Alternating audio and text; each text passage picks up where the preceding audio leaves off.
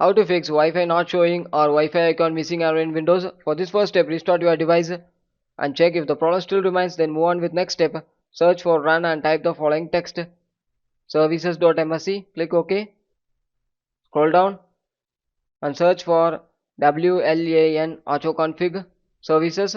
Right click it, click properties, and make sure the startup type it should be in automatic and the service status should be in running mode. Click apply and OK. And one more time right click it and restart it. After completing, close it. The next step, search for run and type the following text: ncpa.cpl. Click OK. A network page will appear. In this you need to click it, right click and disable it, and 5 to 10 seconds after you need to enable it.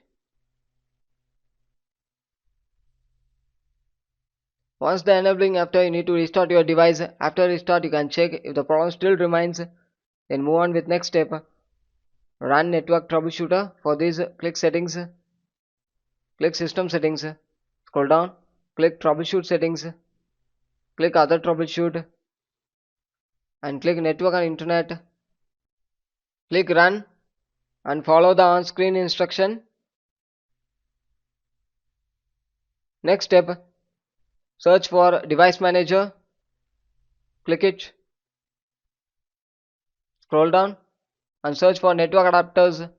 In this you need to click the Wi-Fi adapters, right click it and update the drivers.